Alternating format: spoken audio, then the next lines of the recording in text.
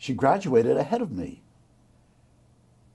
and invited me to her senior prom. I was to be her escort. I wasn't her first choice. But whoever it was must have disappointed her. It was a marvelous occasion. I was pasted together by a number of sympathetic relatives. My shoes came from my rich uncle. I had to rent the tuxedo, the dinner jacket, and the pants.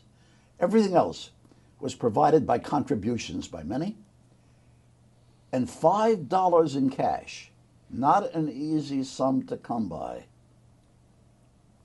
was my spending money, plus a few cents and change. At the end of the dancing and things that we did together, we decided on a handsome ride in Central Park. It was our first kiss. It was the most marvelous moment of my life. When I joined up,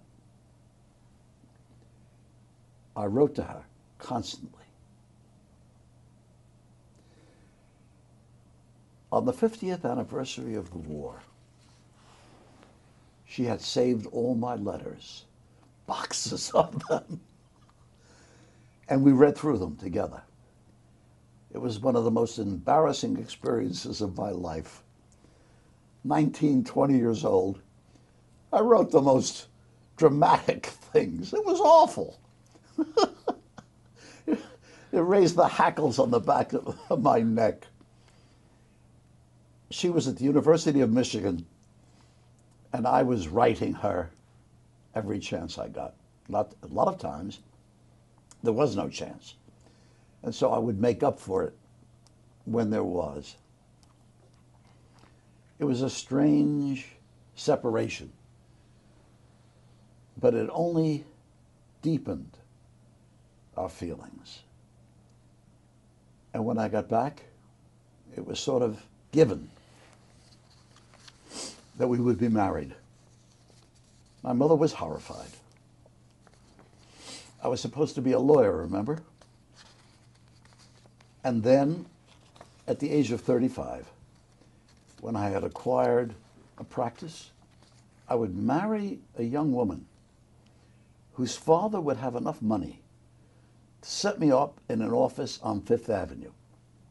Now, mind you, my mother knew nothing about Fifth Avenue.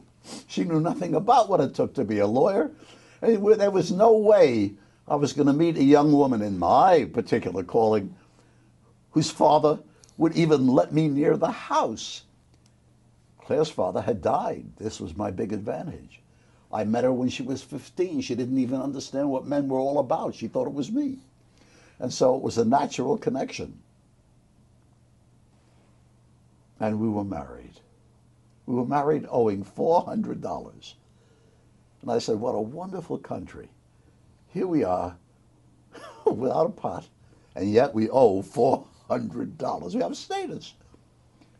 From that moment on, my mother adopted her and ignored me.